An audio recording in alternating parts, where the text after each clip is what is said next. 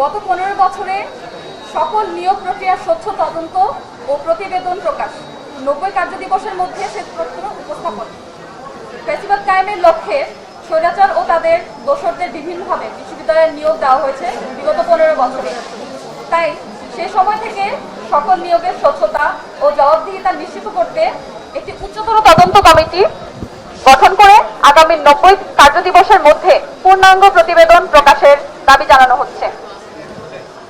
Point 4, দ্বিতীয় ক্যাম্পাসের কাজ দ্রুত সম্পন্ন ও অগ্রগতির প্রকাশ এবং 20 কার্যদিবসের মধ্যে সকল দুর্নীতির শ্বেতপত্র উপস্থাপন।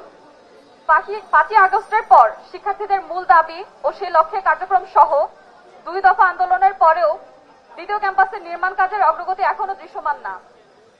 পাশাপাশি আমাদের দাবি ছিল নির্দিষ্ট সময় অন্তর প্রকল্প অগ্রগতির তথ্য শিক্ষার্থীদের জানাতে হবে। সেটিও গুরুত্বহীনভাবে নিচ্ছে প্রশাসন।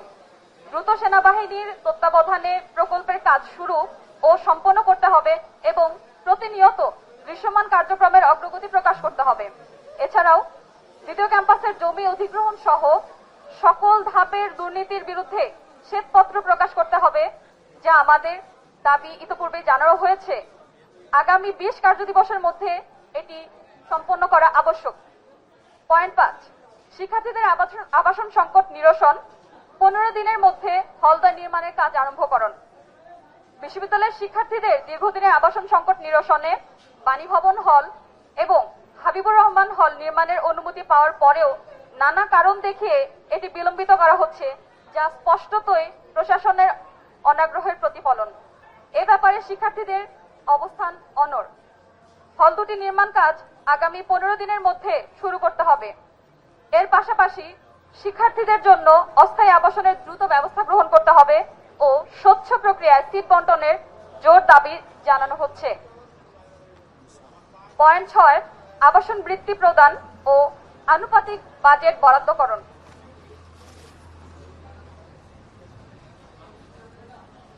আবাসন সংকট নিরসনে প্রশাসনের পূর্ব প্রতিশ্রুতি অনুযায়ী শিক্ষার্থীদের জন্য অতি দ্রুত আবাসন বৃত্তি কার্যকর করার ব্যবস্থা নিতে হবে। এছাড়াও আগামী বাজেটে শিক্ষার্থীদের সংখ্যা অনুপাতে প্রয়োজনীয় বাজেট বরাদ্দ আনতে হবে। ধন্যবাদ।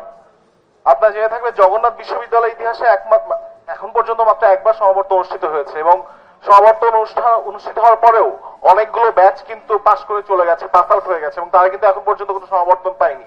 একটা বিশ্ববিদ্যালয়ের সুষ্ঠু শিক্ষা কার্যক্রমে একটা অংশ হচ্ছে নিয়মিত সমাবর্তন পাওয়া, এবং সমাবর্তন পাওয়াটা আসলে শুধুমাত্র বিশ্ববিদ্যালয়ের জন্য একটা অনুষ্ঠান বা উৎসবই না, এটা একটা শিক্ষার্থীর জন্য অধিকার।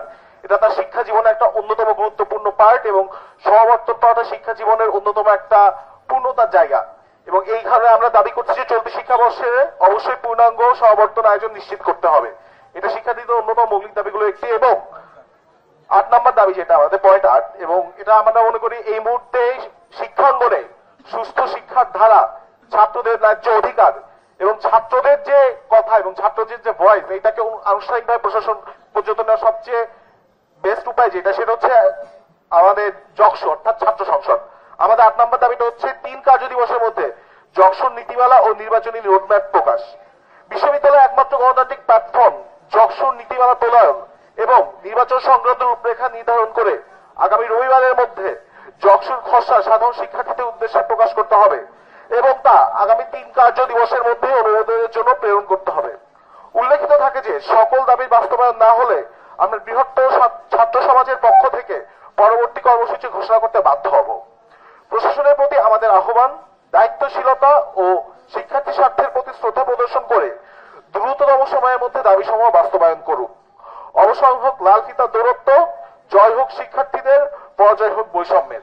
আমাদের যে 8 দফা দাবি এবং দাবির আলোকে প্রশাসনের অবস্থান, শিক্ষার্থীদের করণীয় বিষয়ে আমরা আজকে বৈষম্য ছাত্র আন্দোলন জগন্নাথ বিশ্ববিদ্যালয় এবং বাংলাদেশ গণতান্ত্রিক ছাত্র সংসদ যৌথ সংবাদ সম্মেলন করলাম।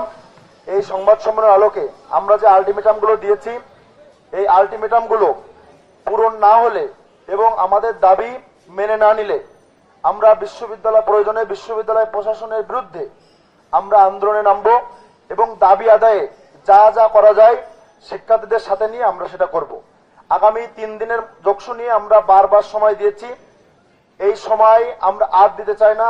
আগামী রবিবারের মধ্যে আমাদের যোগসুর নীতিমালা প্রণয়ন করে সেটা রোডম্যাপ প্রকাশ করতে হবে। আমরা এটা দাবি জানাচ্ছি এবং যদি এই দাবি না মানা হয় বৈষম্য বিরোধী ছাত্র আন্দোলন জগন্নাথ বিশ্ববিদ্যালয় এবং বাংলাদেশ গণতান্ত্রিক ছাত্র সংসদ যৌথভাবে আন্দোলনের ঘোষণা দিবে এবং সাধারণ শিক্ষার্থীদের সাথে নিয়ে মাঠে আন্দোলন সংগ্রামের মাধ্যমে তাদের দাবি আদায় করে নেবে।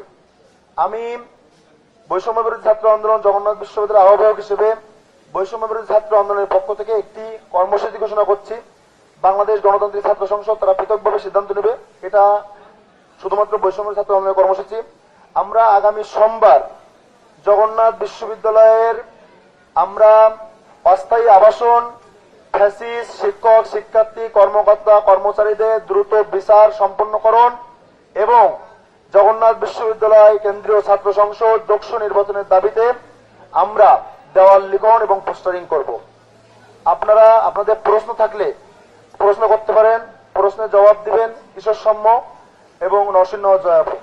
ছাত্র অধিকার পরিষদ, ছাত্র দল, ছাত্র শিবির অথবা ছাত্র ফ্রন্ট এবং বাংলাদেশ গণতান্ত্রিক ছাত্র সংসদ এগুলো প্রত্যেকে আলাদা আলাদা এনটিটি, তাদের রাজনীতি আলাদা আলাদা দর্শন আছে এবং সেই দর্শনের জায়গা থেকেই যেই জায়গায় ছাত্র অধিকার পরিষদ তার ব্যানার নিয়ে বসবেন একই জায়গায় আসলে আমি তাকে সংহতি জানাতে পারি, বন্ধু হিসাবে তার সাথে থাকতে পারি, বাট আমারও নিজের একটা ক্লিয়ার স্ট্যান্ড রাখা দরকার যে আমি আসলে ক্যাম্পাসের বিষয়ে আমার বক্তব্য কি বা ক্যাম্পাসের বিষয়ে আমার পলিটিক্যাল স্ট্যান্ডটা কি এবং পলিটিক্যাল স্ট্যান্ডটা আসলে নিজেদের জায়গা থেকে ক্লিয়ার করার জন্য আজকে সংবাদ সম্মেলন করা এবং গণতান্ত্রিক ছাত্র সংসদ এবং বৈষম্য বিরোধী ব্যানারে আসলে আপনাদেরকে আমাদের জায়গাগুলো জানানো এবং দাবিগুলো আমরা আসলে কোন রোড ম্যাপটা চাই, আমরা পলিটিক্যাল কোনটা রাইট আর রং মনে করি সেইগুলো আসলে আপনাদের সামনে ক্লিয়ার আউট করা। এটা এখানে কারোর মধ্যে কোনো মনোমালিন্যর কোনো কিছু নাই। আসলে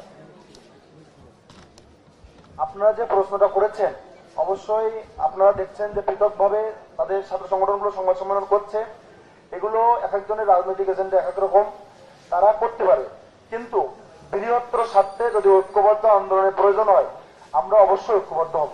এই বার্তাটা আমরা দিয়ে রাখছি, ঐক্যের বার্তা আমরা সবসময় দিয়েছি, আগামীতেও যদি প্রয়োজন হয় ঐক্যবদ্ধ আন্দোলনের আমরা ঐক্যবদ্ধ হব ইনশাল্লাহ। সাধারণ শিক্ষার্থীদের সাথে না পাওয়ার কোনো কারণ নাই, যার কারণ গণতান্ত্রিক ছাত্র সংসদ হওয়ার আগে আমরা সাধারণ শিক্ষার্থী ছিলাম। এখানে যারা যারা দেখতে পাচ্ছেন সবই সাধারণ শিক্ষার্থীকে আজ মানে এই প্রশ্নটা স্পেসিফিকলি উত্তর দিতে চাই, দেওয়ার জন্য আমি আহ্বান করতে চাই আসলে জগন্নাথ বিশ্ববিদ্যালয়ের একজন গণতান্ত্রিক ছাত্র সংসদীয়, কারণ যেহেতু আমি কেন্দ্রে, সে যদি একজন সাধারণ শিক্ষার্থীর জায়গা থেকে যেহেতু সে গণতান্ত্রিক ছাত্র সংসদে আসবে, তার কাছ থেকে যদি উত্তরটা আসলে আরো ক্লিয়ারলি আসবে।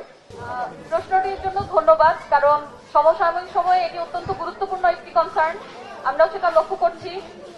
বিগত 5 আগস্টের পরে জগন্নাথ বিশ্ববিদ্যালয়ে আমরা সফল দুটি আন্দোলন করেছি।